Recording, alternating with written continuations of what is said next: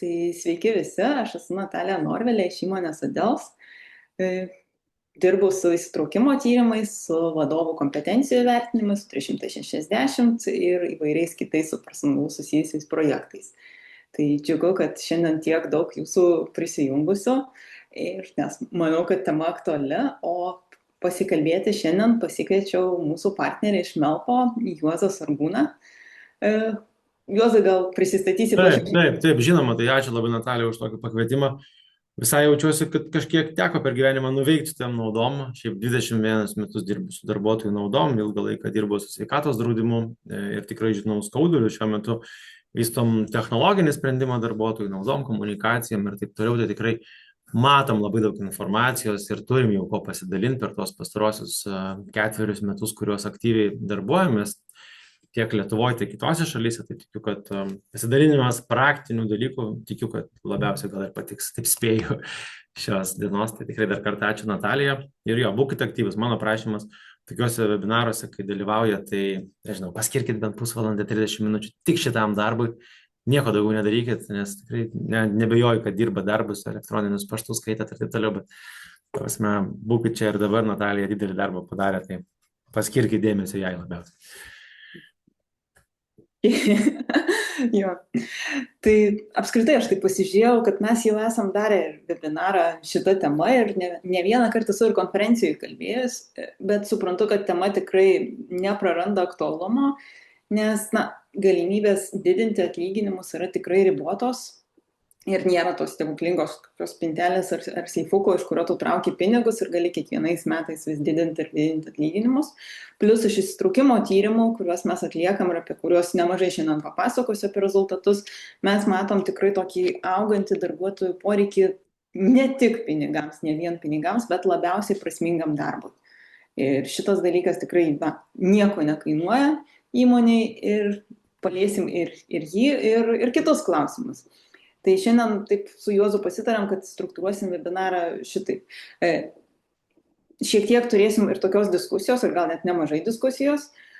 Pasidalinsiu Adels atliktų įsitraukimo į darbą tyrimų rezultatais už 25 metų pirmą pusmetį. Jau turime virš 15 000 dalyvių, tai manau, kad yra ko pasidalinti. Ir jau vadovai ir darbuotojai klausia, nes paprastai statau rezultatus lyginus su 24, bet pagalvojom, kad tikrai labai turim didelį tokį masyvą duomenų ir visai, manau, bus įdomu pamatyti statistiką.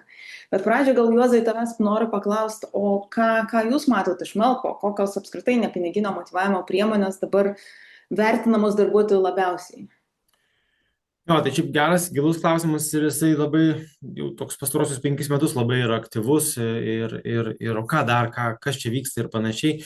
Tai ir nežinau, aš toks būsiu pakankamai atviras, ne visą laiką galbūt toks nepoliruosiu nieko, ne? Tai problemą turim vieną didžiausią Lietuvoje su mokestinė dalim naudų. Jeigu taip žinai, mes dabar labai daug šalių tenka susipažinti, Didžiosios Britanijos, Suomijos, Vokietijos ir Latvijos, Estijos ir taip toliau.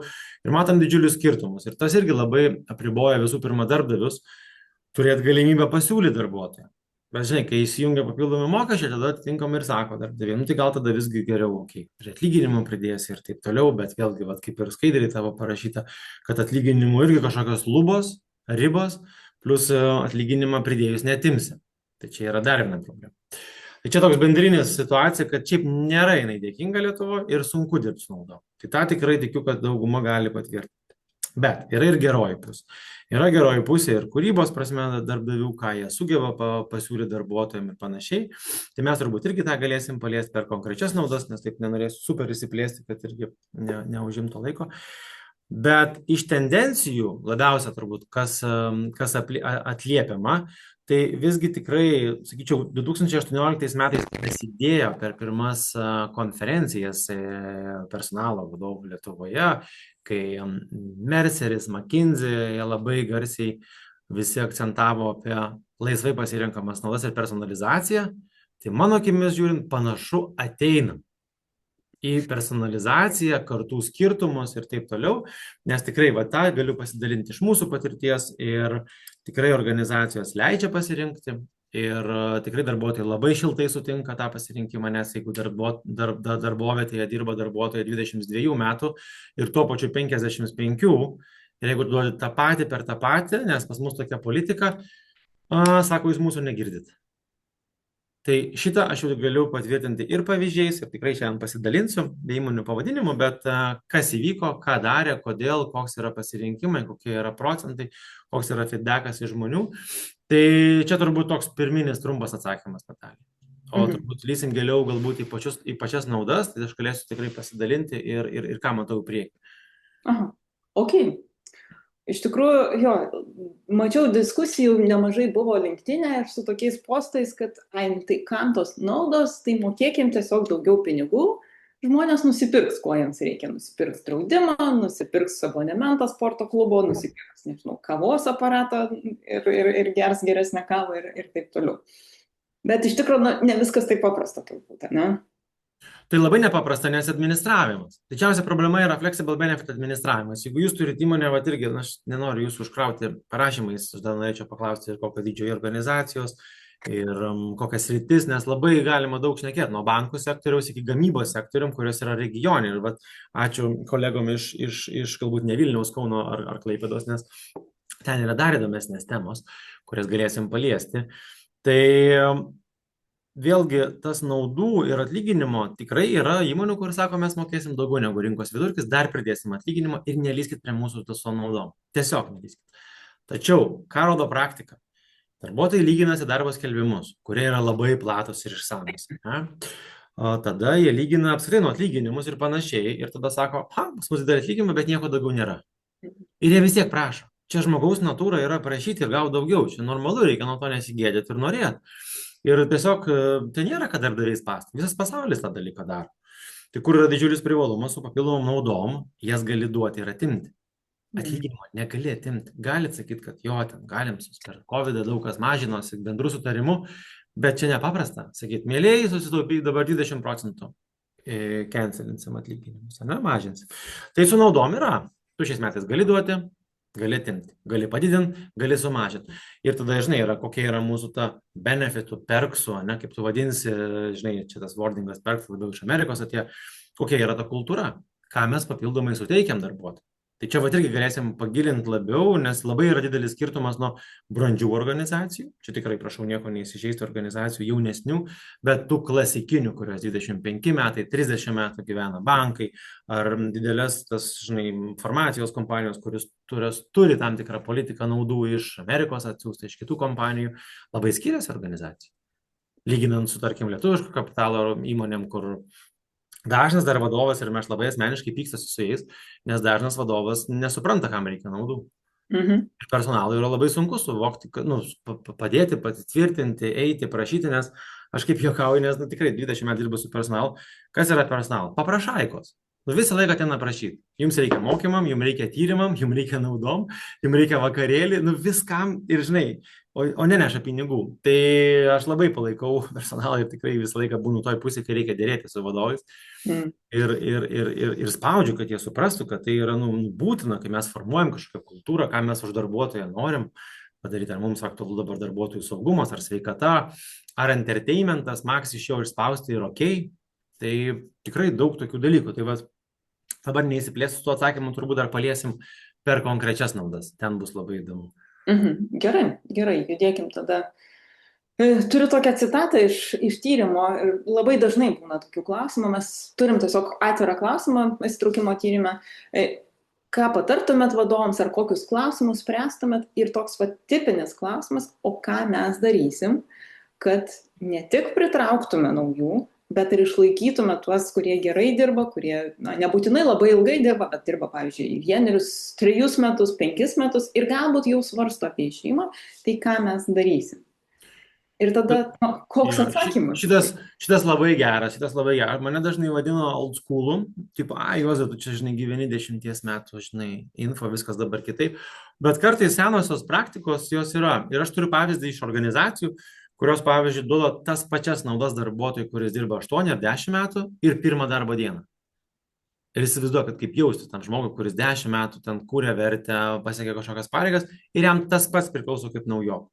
Tai tikrai yra organizacijų, kur už lojalumą turi papildomų naudų. Aš labai sveikinu, bet čia mano asmeninė nuomonė, aš matau tame vertę ir tos naudos yra kaip papildomos atostogų dienos, pensijų kaupimo programa įsijungia, ane, nes lojalumas vis tiek, tarkim, nežinau, inžinierijos organizacijos ir taip toliau, tu savo tą vadinamą jau gerą darbuotoją gali išlaikyti, pavyzdžiui, per 2 metus. Tai įsivaizduoju, kad tu 2 metus augini ir tada lygiai tą patį, kad junior žmogus atėjo, tu gauni tą patį. Tai dabar dar turėsim reikalų su atlyginimais, ne, nuo sekančių metų ir ten tą pagrindimą, bet naudos lygiai taip pat. Koks yra paketas? O tai ko siekti? Tai kai ateina pas jūs darbuotojas į darbą, tai kokią mes naudų programą pristatom? Kas pas mus laukia? Tu, mielas darbuotojų Juozai, jeigu tu išdirbsi 5 metus, gal tavo automobilis įsijungs, gal ekstra, nežinau, prezidentinės atostogų dienos, aš turiu, žinai, buvusią darbovietę, kur dirbau labai senai, faina, +5 dienos, arba ten +1% pensijų kaupimui, nes mes skatinam lojalumą ir džiaugiamės tavimi. Na, yra įmonių, kurios išdirbus 10 metų, 15 metų dovanoja, nežinau, kelionės, dovanoja dar kažką ir taip toliau. Ir čia yra sąžininga, nes yra surašyta, ką tu turėsi, jeigu būsi mūsų organizacija. Bet jeigu nuo pirmos darbo dienos yra tokių organizacijų, kur be bandomojo laikotarpio duoda sveikatos draudimo paketą, lygiai tokį patį, kuris darbuotojas dirba 5 metus, prasideda viduje nepasitenkinimai. Tai koks man tada sako skirtumas, čia lojalumas nevertinamas. Tai yra tokių dalykų, bet čia gali būti ir kitokių nuomonių ir okei su to. Čia nebūtinai yra, kad aš pasakau ir taip yra. Tiesa, bet man iš nemažai bendravimo tikrai tos klasikinės organizacijos, kurios turi tą lojalumo politiką, man atrodo, jos laimi. Aš dažnai pati, kai skelbimus, pavyzdžiui, pasižiūriu skirtingų įmonių, tai tas labai matosi, kai kas duoda, pavyzdžiui, sveikatos draudimą po bandomojo, kai kas duoda iš karto, tai vat, nu, jau tame net yra skirtumas. Taip, o įsivaizduoju, kad 10 metų atgal, kai sveikatos draudimas dar tik įsibėginėjo, tai reikėdavo metus išdirbti. Taip. Ar dar kažkas daugiau. Tai čia toksai, vėlgi, vienareikšmiško atsakymo nėra. Dar viena šiaip tai nebloga pastaba, būtent su to, tikrai net nebejoju, kad darbuotojai susiduria su to mini nesąžiningumu, kuomet ateina naujas darbuotojas ir jis gauna didesnį atlyginimą. Nes jį reikia nuhairint, numedžioti ir taip toliau, o tu čia 5 metus dirbi ir gauni tą patį, ką naujo. Tai va šitas dalykas, ir tada, jeigu tu turi kažkokį paketą stipresnį viduje, tu visai okei tau su tuo. Tai va čia iš tos jau grinai iš organizacijų, kurias matom kiekvieną dieną. Mes su tuo pačiu susiduriam per komentarus, kai darbuotojai tikrai išreiškia tokį nusivylimą ar nusiskundimą tuo, kad naujokas gauna vos nedaugiau, o dažnai ir daugiau negu senbus, kuris dar turi apmokyti. Tai tavo variantas su papildomu paketu tikrai išlygina tą tokį neteisingumą. Bent jau prisideda prie to. Ir turbūt prie to pačio paskutinė komentaras labai didžiulis jaučiasi, ypač organizacijose, kur yra, pavyzdžiui, gamyba ir administracija, kur labai atsiskiria. Tai kas girdisi iš tų paprastų darbuotojų, darbininkų, kad jie tai viską turi. Jie tai viską turi, nuo parkavimo mašinos iki sveikatos draudimo, maitinimo, kelionių į Turkiją ir taip toliau. O mes tai ką, tai dirbam, maks gaunam rūbus ir maistą. Šita atskirtis iki šio yra labai didžiulė. Jinai plokštėja, bet žinokit, mes čia dar turime reikalų. Tai tas pats matosi ir mums per įsitraukimo tyrimo analizę, kai analizuoja, pavyzdžiui, administracijos rezultatus ir pasitenkinimo įsitraukimą ir visi rodikliai iš karto į viršų, išskyrus gal, kokius pavienius karjeros galimybės, kur irgi pakankamai ribotos, tai karjeros galimybės ganėtinai panašiai vertinamos, bet visi kiti rodikliai iš karto šauna į viršų. Ir čia aš turiu atsakymą, kodėl. Vienas iš atsakymų, kodėl ir dėl ko ir atsirado mūsų produktas, šiaip iš esmės čia nereklamuojant, bet aš tada supratau, kai jie nežino apie naudas. Sako, mesgi viską turim. O kaip gamybos darbuotojas su, nežinau, Ukmergėje, Alytuj, ar Panevėžy dirbantis 4 pamainoj, kas su juo bendrauja? Televizoriui parašyta, lankstinukas parašytas. Aš esu matęs lankstinukų, nežinau, nemažai prikabintų. Va tavo naudos, bendrinės. Mes turim sveikatos draudimą, maitinimas, apranga, pavėžėjimas į darbą. O kur kreiptis, ką daryti? Ar man priklauso išmoka, jeigu vaikas gimė, o jeigu 2 vaikai gimė iš karto, jeigu vestuvės ar ten nelaimės atveju. Ir tada gaudyk vėją laukuose. Tai va šita bėda, man atrodo, numeris 1 yra žinojimas, ką mes turim. Ir dažnai, kai organizacijos pasidaro, nežinau, kad ir bazinius dalykus, jie jau jaučiasi geriau. Taip. Tai man atrodo, čia numeris 1 dalykas, ką šiaip susitvarkyti, kad bent jau žmonės žinotų, ką mes turim. Bet čia tikrai ir numeris vienas, jisai tikrai turi didžiausią aktualumą, tai yra komunikacija apskritai apie tai, ką mes turim. Nes lygiai tą patį mes matom net ir su atlyginimais, kur, pavyzdžiui, žmonėm neaišku, kaip jie tą priedą už ką jie gauna ir panašiai. Tai lygiai taip pat ir visos nepiniginės naudos, tiesiog, yra sąrašas, tu net nežinai, kad yra toks sąrašas. Aš galiu pasakyti konkrečiais pavyzdžiais. Mm. Organizacija, kuri sako, kad mes neturim naudų, turi kažkur tarp 7-10 naudų. Organizacija, kuri sako, mes apie 10 turim, apie 20 turim. Mes turim klausimyną kokį 100 naudų. Ir tikrai jis net yra viešas pas mus, man atrodo, puslapį. Tiesiog pereit per sąrašą. Atsiunčiam 100 naudų, supaukščiuokit, ką turim. Ir tada, žinai, ir išmoka, ir rugsėjo 1 dienos proga, ir visokie mokymai, ir ekstra didienos, ir žiūrėk, ir 50 eurų kuponas, ir tas ir anas, ir 5, 6, ir sako, wow, kiek visko turim. Tai tikrai mes per pristatymą mūsų darbuotojams, ką aš girdžiu, o mes turim ten nuolaidą Vest Express, sako, 10 metų turim, o jėga, nes pas administratorę guli visą informaciją. Tai čia yra, nežinau, bazė, bet neužsistokė man šitą, man atrodo, čia kolegos susirinko, kur jau šiek tiek susitvarkė su tuo. Jo.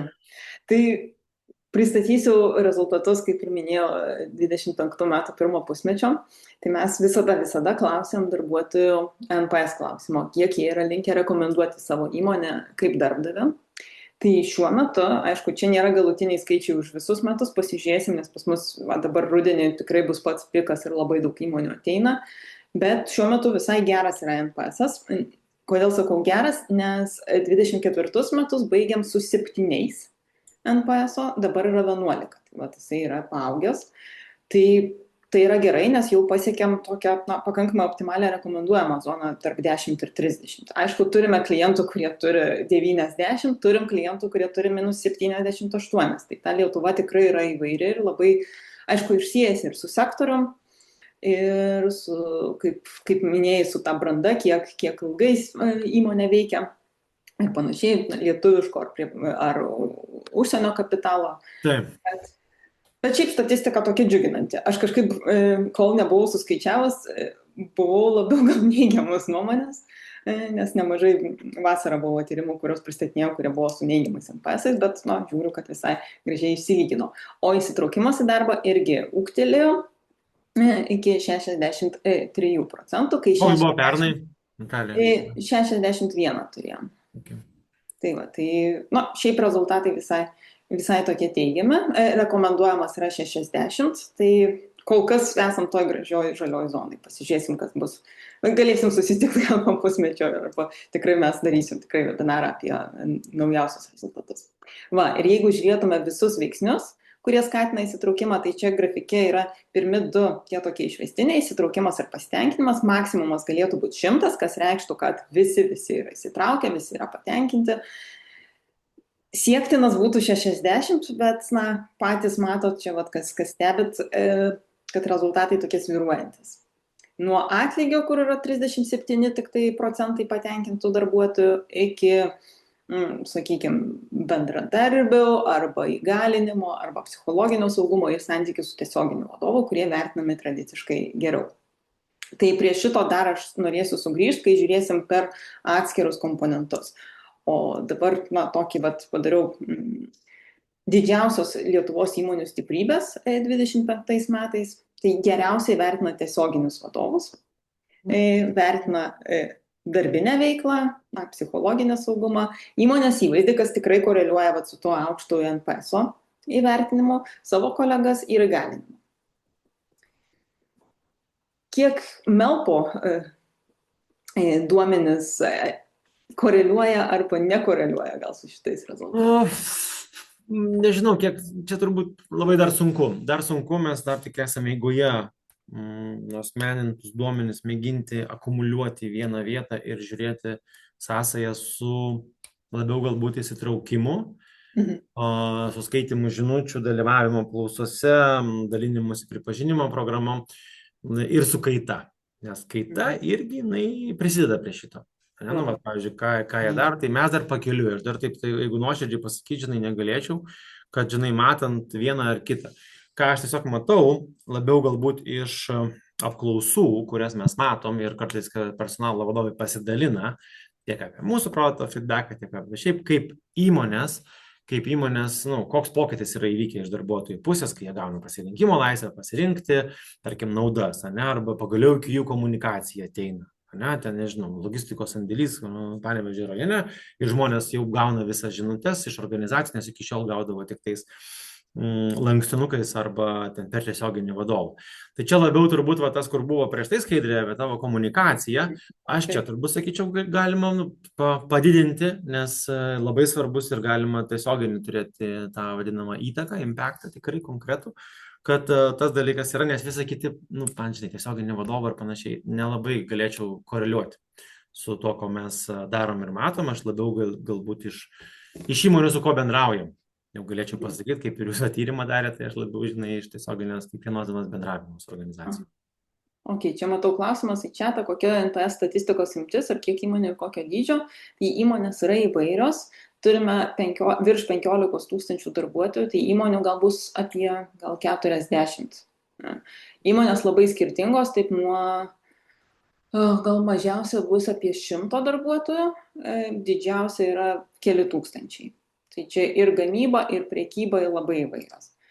O žiūrint tada į galimybių skaidrę, tai yra žemiausiai vertinami. Tai atlyginimas ir priedai, tokia klasika, šitos skaidrės visada aš ją čia turiu, visada žmonės nepatenkinti atlyginimu. Bet aš dar nežinau, ar yra žmonių, kurie patenkinti atlyginimu. Čia natūra žmonių ir mes matom irgi per tą atsiliepimų dėžutę, kai rašo per mažą algą. Taip. Tai yra to, kokia yra. Tai aš šitam nesureikšminu. Jeigu nuoširdžiai šitą, mano nuomonė, tai yra ok, kaip yra, taip yra, kiek turim, organizacijos skaičiuoja ir čia yra normalu, bet kitus dalykus realiai galim tvarkyti. Ir va čia yra labai svarbus momentas, kur tiek personalo profesionalai, tiek vadovai, jie turi dirbti. Ir ne tai, kad gali, o turi. Pavyzdžiui, pripažinimas ir tikrai sutikit, aš labai tikiuosi, kad po truputį stipriai nueina, pavyzdžiui, dažnai kalėdinis vakarėlis ir būtinai 5 nominuoti ir gaus dovaną. Viskas ok su tuo, irgi, fainas, smagu, bet metų eigoje kažką aš ir gal gero darau. O kaip tu man tą ačiū pasakai? Ir tas ačiū sakymas, patikėkit tokios organizacijose, pavyzdžiui, kur gamybos, statybinės įmonės ir taip toliau, kai tu pažiūri, kas kam sako ačiū ir ten yra nuostabu ir smagu ir vienas kitam ir ne vien tik tai, kad tik skyrių vadovai gali pasakyti ačiū. O kodėl aš negaliu pasakyti skyrių vadovui ačiū arba vadovui ačiū arba feedbacką duoti? Tai mums dar čia yra daug stigmų. Mums dar tas ačiū pasakymas ir su juo reikia labai daug, tai tikrai yra labai gražių pavyzdžių, kur personalo vadovai kartu su direktoriais jie įsitraukia ir skatina tą ačiū kultūrą. Tada atgal grįžta žmogus ir tipo jam, nes aš irgi ne vieną tyrimą skaičiau, kaip tiesiog paprastas vadovo ačiū manęs pamatymas darbo, jam yra taip gerai. Tada tas atlyginimas ar ten pėmiau, nebe. Tai žinokit, va čia, aš tai sakyčiau, karjeros galimybės, vėlgi, ta prasme, jeigu nuoširdžiai, ten kokia nors įmonė, kur nelabai jų yra, tai yra kaip yra. Tai žinai, jeigu tu nesi ten bankas su 3000 darbuotojų ir 16 skyrių, tai tau tikrai bus sunkiau. Nežinau, vienam rajone gamykla, ten 100 žmonių, ir visi gamybos darbuotojai. Tau iki gamybos, ten, žinau, team leado gali patapti dar kažkur, bet yra ribotų. Tai darbo poilsio balansas, tai vėlgi, mes, žinai, tą dalyką darom, bet aš kažkaip tikiu, kad organizacijos neišnaudoja žmonių ten dirbo 16 valandų. Neturime šitą. Tai va, mano toks būtų komentaras, kad viskas apart atlygio, tu tikrai gali labai smarkiai organizacijai padirbėti, jeigu turi noro ir tokio vidinio užsidėgymo. Jo, pritariu. Nes šiaip, jeigu žiūrint, čia tokią matricą paprastai visada klientams rodom, čia yra visi įsitraukimo tyrimo veiksniai, kuriuos mes matuojam, jie yra suskirstyti pagal jų ryšį su įsitraukimu į darbą ir pagal tai, kiek procentų darbuotojų patenkinti yra šitais veiksniais. Tai žali tie burbuliukai yra tie, kuriais veiksniais žmonės jaučiasi iš principo patenkinti ir jie turi ryšį su įsitraukimu. Tai didinant pasitenkinimą, pavyzdžiui, įvaizdžių, gerinant tą įvaizdį, didinant įgalinimą, augs įsitraukimas. Raudoni šiuo metu vertinami sąlyginai šiek tiek silpniau, bet vėlgi didinant, pavyzdžiui, pripažinimą, suteikiant daugiau pripažinimo, didės darbuotojų įsitraukimas į darbą. Su geltonais yra taip, kad priedai ir atlygis labai dažnai būna čia kairėje apačioj, kur jūs matot, tai reiškia, kad ryšys su įsitraukimu nėra didelis. Tai didinant atlygį, vidinė motyvacija dirbti neauks labai stipriai. Aišku, nenoriu pasakyti, kad nereikia didinti atlygio, čia nereikia taip suprasti, nes kartais vadovai sako, tai čia viskas geltona vadinasi, mes nieko nedarysim. Tai jeigu jūs nieko nedarysit, tai po metų šitie geltoni pasidarys raudoniai ir bus kaip šviesoforas, jau nevažiuosit. Bet labiausiai žmonės motyvuoja tie dalykai, kuriuos matot čia grafike dešinėje pusėje. Tai šiaip, nežinau, turbūt daugelis gal esat ir girdėję apie tokią savideterminacijos teoriją, kuri sako, kad žmogus turi 3 pagrindinius psichologinius poreikius. Tai autonomija, toks laisvės poreikis, saviraiškos poreikis, kompetencija, tai yra poreikis išreikšti save per gebėjimus, žinias, pasiekti kažką, turėti, matyti rezultatą, ir ryšys, tai yra bendravimas su kitais. Ir aš taip kažkaip analizavau rezultatus ir man taip gražiai labai dėliojasi visi mūsų rezultatai iš tų nepiniginių naudų į šitas 3 grupės. Tai galim pasižiūrėti, pavyzdžiui, autonomijai, kas galėtų priklausyti. Tai tipiškai, čia galėtų būti lankstus darbo grafikas, toks bendras pasitikėjimas darbuotojų ir labai ko įmonės galbūt neišnaudoja, man atrodo, tai yra galimybė siūlyti idėjas. Nes idėjoms yra kažkokia dėžutė, jūsų pasiūlymai. Kiek žmonių naudojasi tom dėžutėm? Kiek žmonių žino, kad yra tokia dėžutė? Čia labai geras, jeigu aš galiu, aš tada apie galimybę siūlyti idėjas, nes lankstus grafikas tai nėra ką kalbėti, bet pasiūlykit tą dalyką, nežinau, darbą iš namų gamybos įmonėm ir tada aš taip labai atsargiai šneku apie tą lankstus grafikas, jis daugiausiai yra aktualus biuro darbuotojams. Bet apie galimybę siūlyti idėjas mes turime ir organizacijų, kur tikrai puikių idėjų darbuotojai pateikia per programėlę, jie pasako, pasidalina, kad čia galima kažką perstatyti, siūlo idėją ten kažką paspausti, kažkas elektroniškai nueitų, matom, kad mums nepatogu. Ir kas įvyksta, jeigu organizacija išgirsta, padaro, tai įsivaizduokit tas atstumas, kaip sutrumpėja, mus išgirdo, sako. Ir tada dar daugiau idėjų, nes dažniausiai kas būna, nieks nepasikeis mūsų organizacijai. Sakyk nesakęs. Vis tiek ten jie administracijai nieko nepadarys, nes pažiūrėk, važinėja su Mercedesais. Tai šitą aš esu girdėjęs 1000 kartų. Bet žiūrėk, kaip organizacija atsiliepia į tai. Dėl to aš nelabai reaguoju, kai turim feedback inbox atsiliepimų dėžutę, parašo per mažą algą. Aš niekaip nevertinu. Bet kai rašo, kad ten pakeiskim kažkokią apmokėjimo dalyką, ten įdėkim čekį, kuris geriau matosi prekyboje, ar ten padarykim tą, ir įvyksta. Per mėnesį, per 2, arba į organizaciją grįžta, kaip ir tos kaizenus gamybos įmonės daro, ir vyksta, tada darbuotojas jaučiasi, kad autonomija, jis prisideda prie verslo, ta prasmė, žinai, ką mes čia darom. Žinot tą anekdotą, kai kosminiai stoty, ten svečias paklausė valytojos, ką jūs čia veikia, sako, mes konstruojam kosminius laivus. Jis yra pats geriausias turbūt anekdotas, kuris parodo, kaip tu esi įsitraukęs, nes mes čia kartu, o ne tai, kad atėjau, atidirbau, išėjau, viso gero. Jo, ir mes tą matom netgi iš komentaro, pavyzdžiui, kiek žmonės rašo apie tą galimybę siūlyti idėjas, ir čia labai svarbu, kad kartais būna tos idėjos visai geros, bet nebūtinai dabar jos tinka. Nebūtinai darbuotojas galbūt net nemato viso paveikslo, bet tada labai svarbu, kad vadovas sugrįžtų su atsakymu, mes gavom, peržiūrėjom, bet neatsižvelgsim dėl to ir dėl to. Nes kartais būna, kad paskaitėm, negalim, bet nieko neiškomunikavom. Ir tada darbuotojas vėlgi sako, kad vėl manęs neišgirdo, vėl nepaskaitė.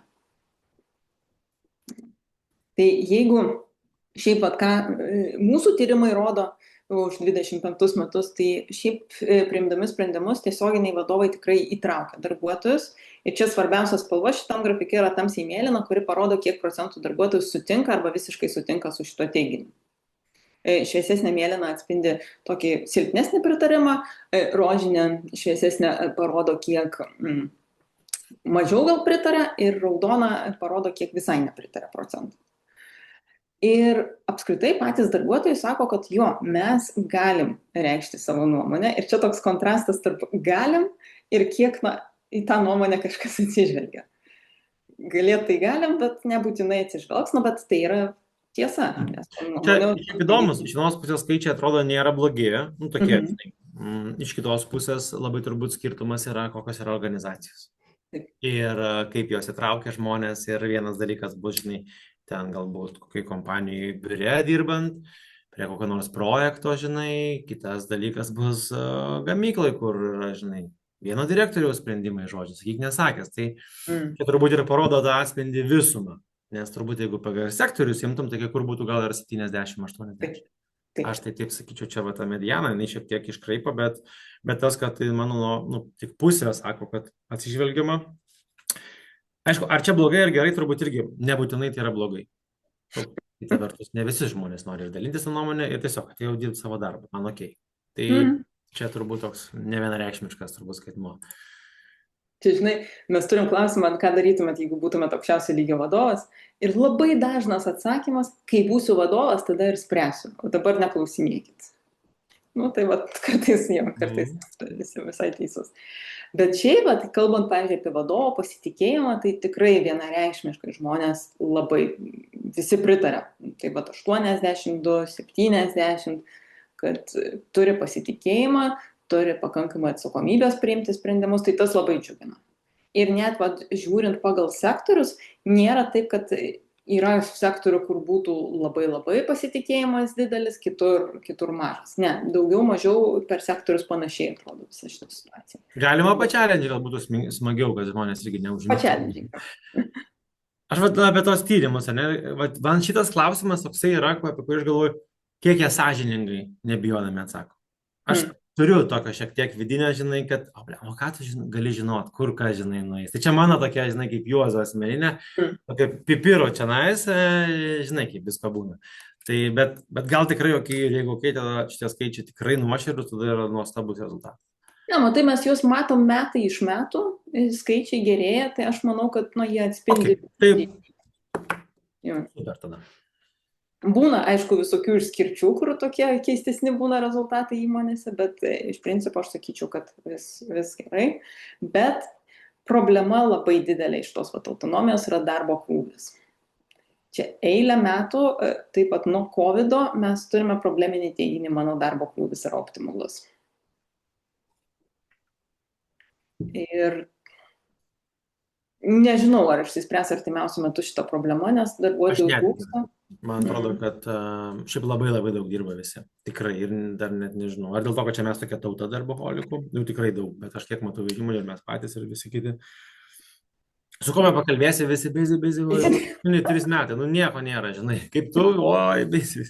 Tai bet tas čia nėra fake. Iš tikrųjų, žmonės labai daug dirba. Tai ar dėl to, kad mums, sakau, labai sunku viską padaryti, kad taip gautųsi, bet aš tą pritariu 100%. Labai daug dirba organizacijos. Bet čia dar vėlgi yra apsikrovimo labai daug, yra labai daug personalui. Nežinau tiesa, kokie čia darbuotojai rašė, nes turbūt ne visi tiek daug dirba, bet personalas labai daug dirba. Šiaip labai daug yra visokių tų teisinių dalykų, niuansų, techninių dokumentacijų, pildymo, darbo. O Jėzus, sauga, tai labai didžiulis. O jeigu dar neturi, kas padeda ir vienam, tai tarkim 100 žmonių įmonė, 100 esi vienas, tai... Ir atrankas, ir popieriai, ir panašiai, ir nėra patogios sistemos, tai faktas. Ir manau, kad darbo krūvio tas suvokimas kaip optimalus arba ne labai priklauso nuo to, kiek yra galimybė kažką automatizuoti, pavyzdžiui. Taip. Taip, ir tas netgi tas pats vadinamas, AI dabar, ne, kur ten tikrai yra FOMO būsena pas visus, nes tikrai ten, ką darom, nes visi daro, aš pats asmeniškai jaučiu, oi. Tai, bet vėlgi sakau, tada vėl tampėme ateini, mums reikia to ir to, nėra pinigų ir vėl atgal. Ir vėl eini dirbti tą patį daug darbo ir vėl užsikasęs. Tai šitas ratas, jis 10 metų yra. Ir aš kol kas neturiu atsakymą, kaip iš jo išeiti, dar labiau spas vadovus. Tai, galėsim paskui pakalbėti šiaip apie tips and tricks, kaip gauti pinigų naudos, apie kurias mes ir pradėjome. Jo, čia parinkom keletą tokių citatų iš autonomijos temos, ką žmonės rašo. Čia tikri komentarai, gal biški gramatika tik pataisyta, bet čia viskas.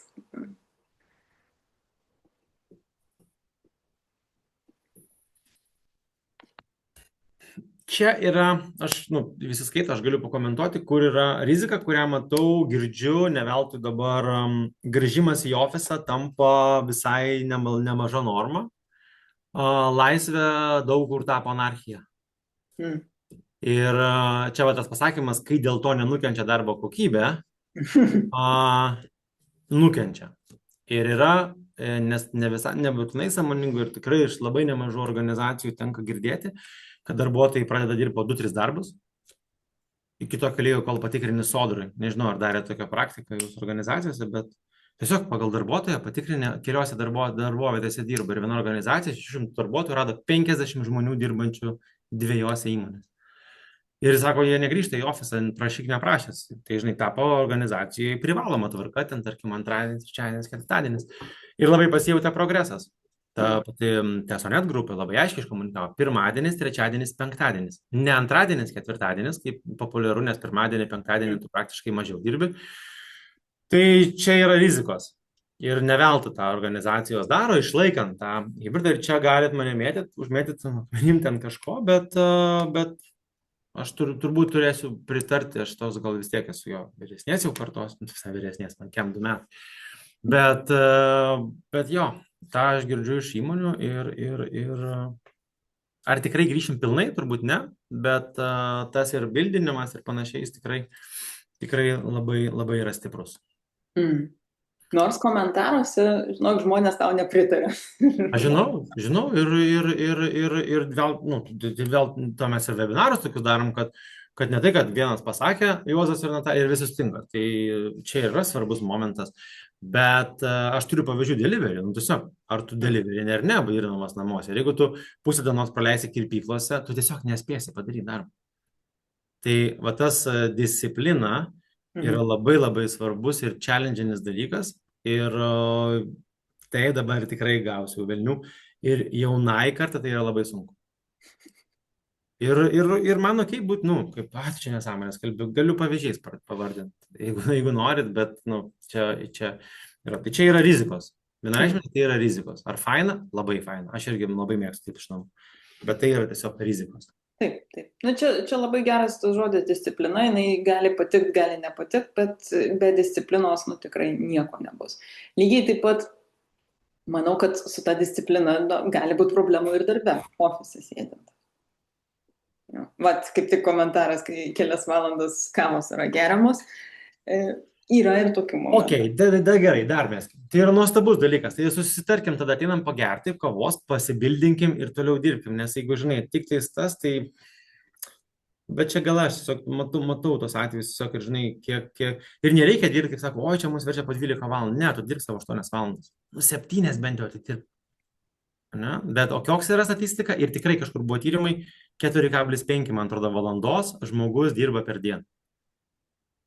Tai vat yra atsakymas, gali su laikmačiu pasiskaičiuoti, aš esu daręs asmeniškai, su laikmačiu viską darai, iki tualeto įimo, vandens gerimo ir taip toliau, pasportavimo ar dar kažko, ir tu gali pamatyti savo praktiką, tai pasižiūrėkit ir tada suprasi, žinai, kiek aš iš tikrųjų dirbu. Tai... O žiūrint tada į Melpo, pavyzdžiui, duomenis, ar yra priemonių suteikti daugiau tos autonomijos, to tokio pasitikėjimo darbuotojams, laisvo grafiko, apskritai laisvas? Ne, tai iš mūsų kompanijos, tai pavyzdžiui, tai taip, mes esam šiaip remote kompanija skaitomės, einam, bandom eiti į ofisą, labiau savanoriškai, bet iš organizacijų neturim tokio, labiau galbūt žinau, vat, kaip pavyzdį paminėjau vieną, žinau organizacijos, kurios kaip dirba, ne, ir ką jos iš to pasiekia. Ne, yra įmonių, kur eina 5 dienas į darbą ir labai gerai jaučiasi ir grįžo visi ir taip toliau, kas turi ten tas 3+2 ir panašiai. Tai tas labiau hybridinis, sąžiningas modelis, jis kol kas tikrai matosi veikia. Tikrai žmonės gali susikaupti, padirbti prie projektų, namuose ramiai, nederinant, žinai, nes jau 40 minučių važiuoja, ypač Vilniaus mieste, turbūt Kauno Klaipėdoj, kamščių prasme, tikrai gaila labai laiko, nes kurį gali skirti, nežinau, ten su vaiku pabūti, ar ten, nežinau, dar kažką padaryti, ar pasportuoti, nes tas, vat, kur buvo irgi darbo ir poilsio balansas, jisai išmuša iš vėžių, nes jeigu tu, žinai, 7 valandą jau veži vaikus į mokyklą prieš kamščius, lėki atgal 7-8, tu nieko nespėjai pamatyti ir vėl į darbą, tai tada aišku, ir, žinai, ir skyrybos, ir pykčiai, ir nepasitenkinimas tas labai duoda. Tai, žinai, ramybės turėjimas būsenos jis labai svarbus yra. Mm. Tai- Pritariu. Ok, judam prie kompetencijos ir šitą poreikį paprastai, na, turbūt tiesiai labai taip tiesiogiai atliepia mokymai ir ūkdymas įvairios programos. Taip pat grįžtamasis ryšys, kuris, na, mano manimu, yra vienas efektyviausių dalykų motyvuoti darbuotojus. Tai suteikti laiku ir kokybišką grįžtamą ryšį. Taip pat karjera ir įvairiausios, na, užduotis, kurios leidžia atskleisti darbuotojo stiprybės. Tai iš tokių vat, pavyzdžių, ką mes per tyrimą matom, tai tikrai organizacijos, na, duoda tas sąlygas darbuotojų tobulėjimui ir kad apskritai yra galimybės mokytis ir jeigu darbuotojas tik tai nori, čia dar klausimas turbūt, ar visada visi nori mokytis, atsakymas manau, kad ne visada ir ne visi, bet jeigu tik tai nori, tai gali tą daryti. Tačiau, kaip matėm prie tų tobulintinų vietų, yra karjeros galimybės, tai karjeros galimybės vertinimas visai.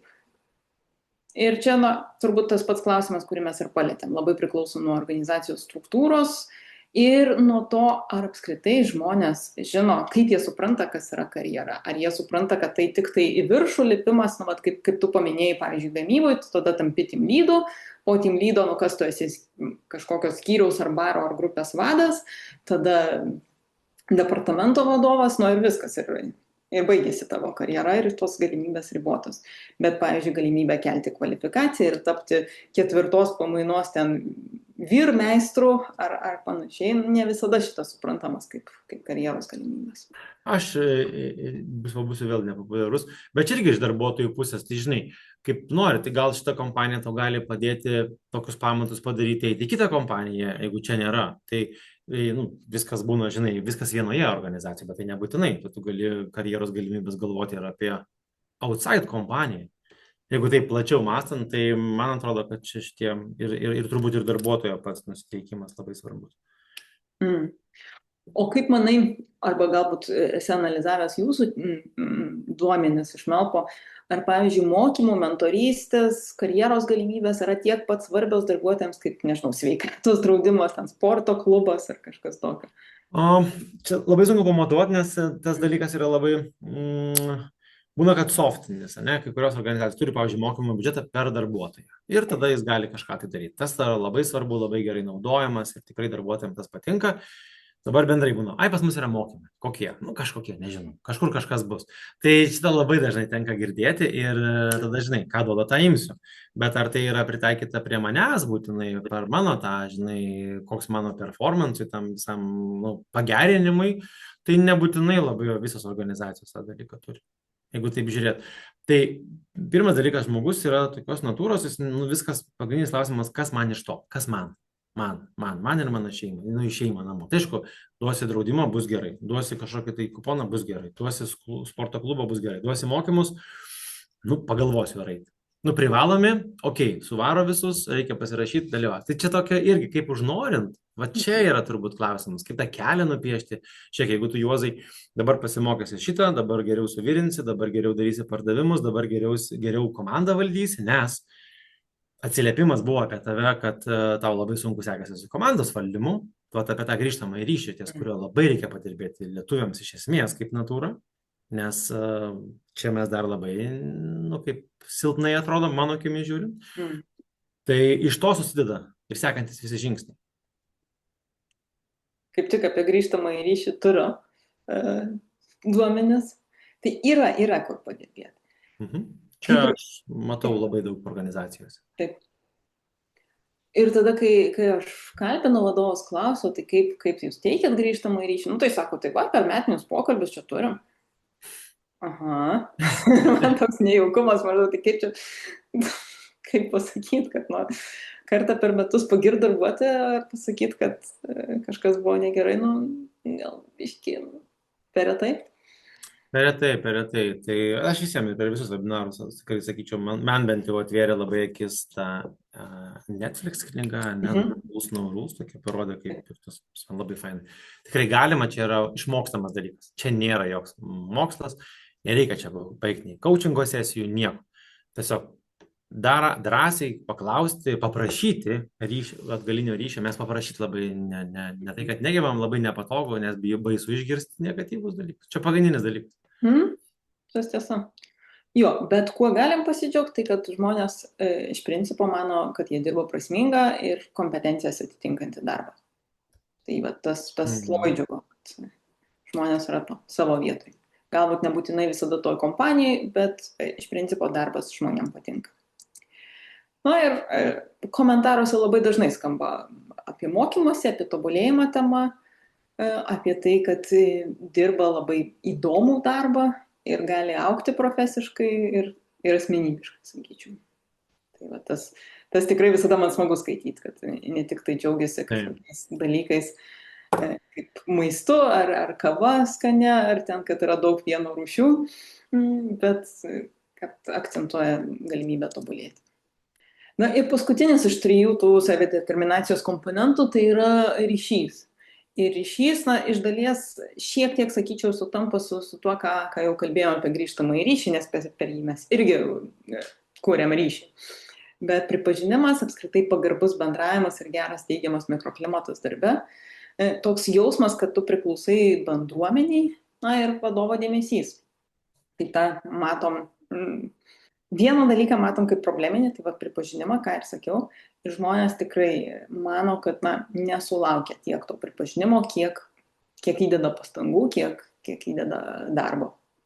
Bet bendravimą vertina gerai.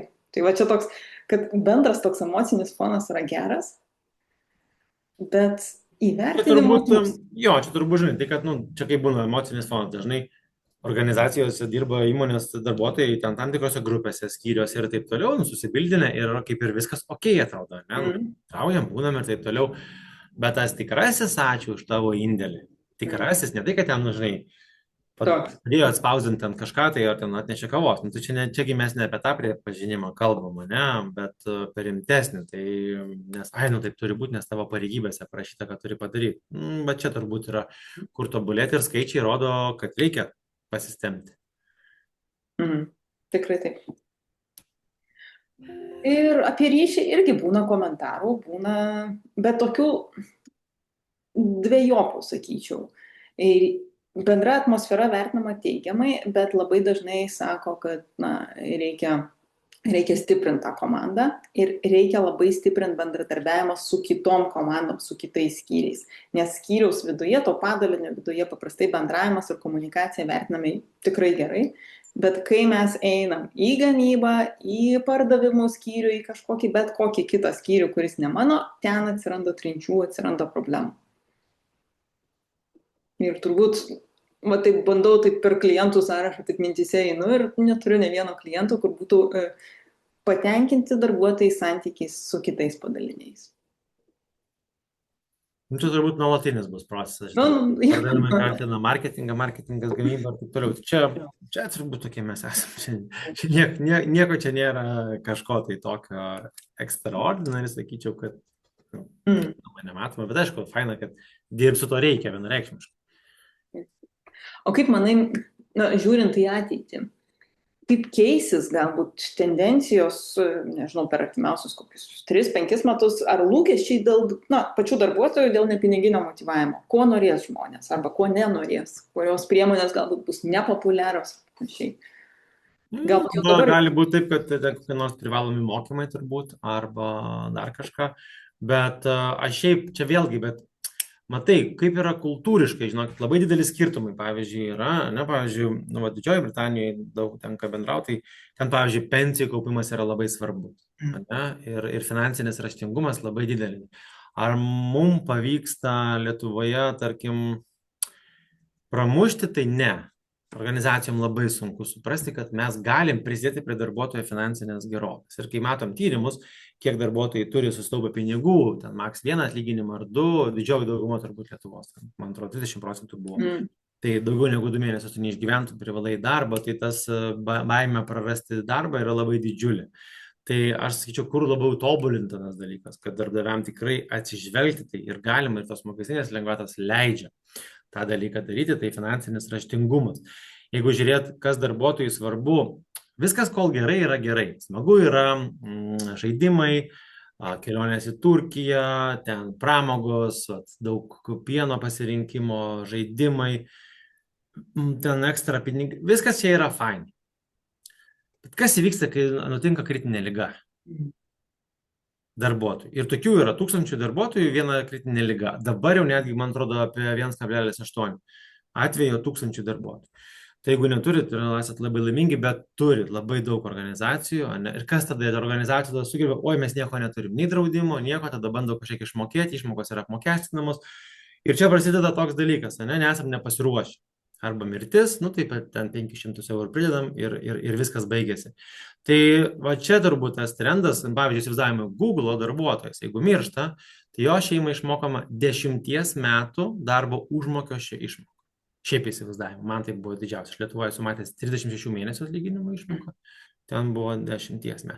Tai aš sakyčiau, aš esu labai šitų bazinių dalykų labai šalininkas ir aš tikrai labai jais tikiu. Nes visa kita jo yra uždirbama, yra smagu, yra nice, bet tuo metu, kai atsitinka bėda, kaip mūsų organizacija manim pasirūpina.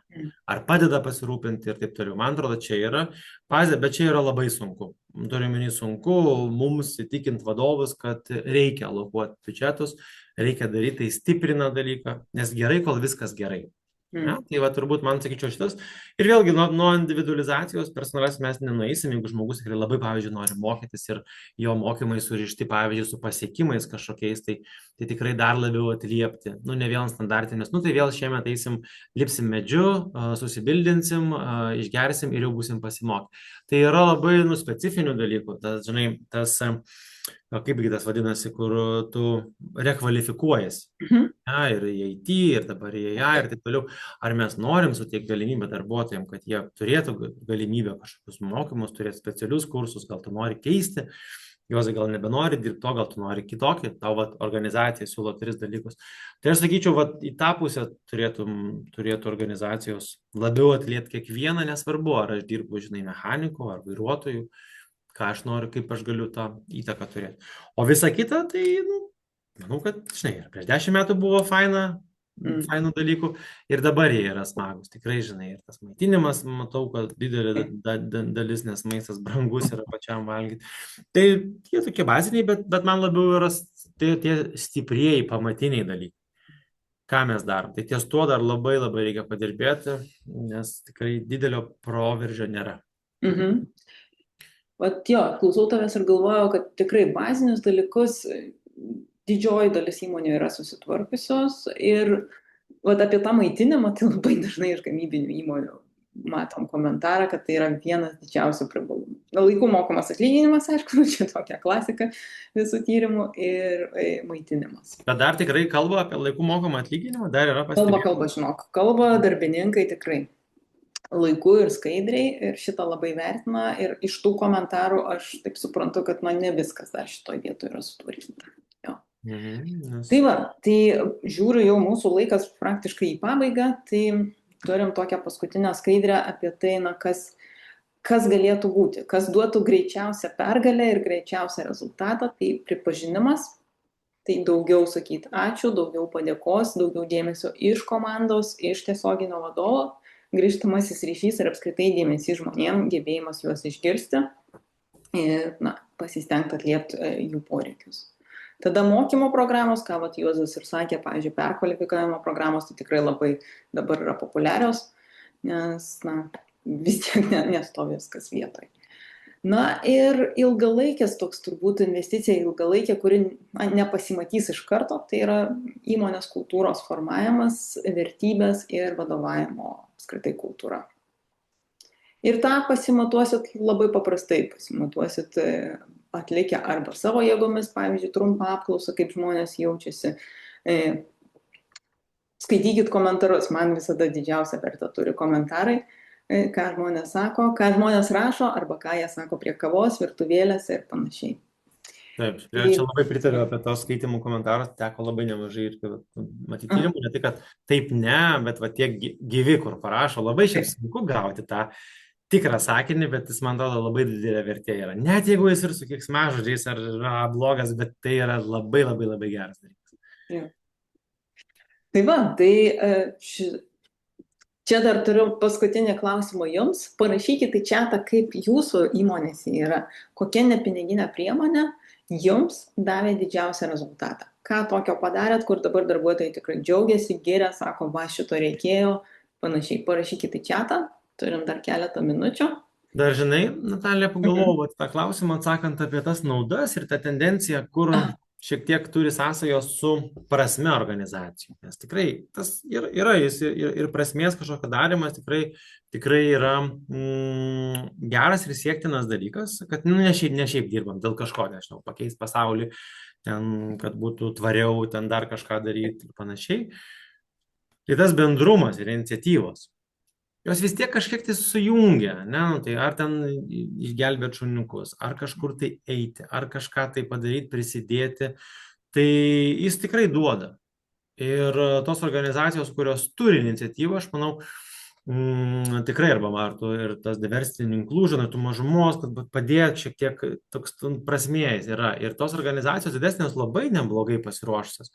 Bet mažesniem gal yra šiek tiek sunkiau su iniciatyvom, ne? Ir va tas va įsitraukimas, kur 63%, tai vėlgi klausimas, kaip jis yra, žinai, organizacijose, žinai, Vilniuje iš Konstitucijos prospekto ir kai yra regione.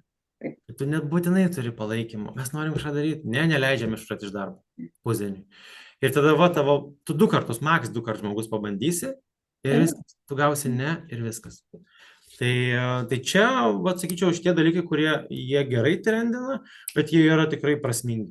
Jie tikrai labai labai skatina su to daryti. Pacituosiu komentarus, šiek tiek ką rašo. Daug laikų susilaukė komentaras laisvadienis per darbo dieną, per gimtadienio dieną. Sveikatos draudimas papildomas, žygiai, kurie visiškai jokių išlaidų komanda susibondina. Laisvadieniai sveikatos draudimas, tai kol kas tokios temos. Ir čia labai normalu, nes jeigu tau reikia, žinai, pas kardiologo laukti 4 mėnesius, bet su sveikatos draudimu tu gali patekti realiai rytoj arba šiandien ir tu užkirsi kelią potencialiai lygai. Aš manau, kad tai labai didžiulis. Jis įgavo tokį pagrindą sveikatos draudimą, kad sunkiai sustabdomas, nežinau, kaip bus nuo kitų metų su apmokestinimu organizacijos, bet iš esmės labai didžiulis įtaka yra. Dar rašo komentaruose, o aš kol kas pasidalinsiu mūsų kontaktais. Galit mums užduoti klausimą, parašę elektroninį laišką, arba galit skambinti, susikonektinkim LinkedIn, jeigu dar nesam susikonektinę, tiek su manim, tiek su Juozu. Kvieskit, bendraukim ir tenais. Buvo dar klausimas, ar pasidalinsime statistiką šitą NPS įsitraukimo pagal sektorius. Tai paprastai tokią analizę mes atliekame už metus. Tai sekit mūsų puslapį Facebook'e, LinkedIn'e ir matysit kitų metų, turbūt sausį, vasarį, dalinsimės jau naujausiais rezultatais už visus metus. Įrašas bus, sekit mūsų kanalą Adels YouTube'e. Ten patalpinsim, taip pat ir LinkedIn'e, manau, parašysim po kokį postuką, gal net ne vieną apie šitą webinarą.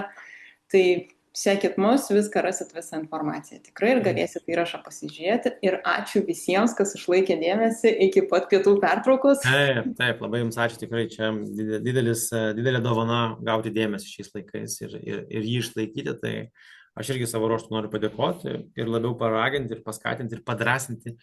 Būti drąsiems, ne visą laiką populiariems ir nebijokit gauti ne. Eikit iki tol, kol gausit taip. O jeigu ir užknis, tai keiskit darbą, eikit ten, kur gausit. Tiesiog gyvenimas yra per trumpas, kad tave visą laiką, žinai, ir vėl negavau, ir vėl manęs nevertina. Tai yra darbdavių, kurie vertina ir tikrai yra ir mes turim rinkoje nuostabių darbdavių, tai drąsiai exploring šias galimybės. Tai ačiū tau, Juozai. Ir ate, viso gero tada visiems. Viso gero visiems, galim stabdyti įrašą, viso.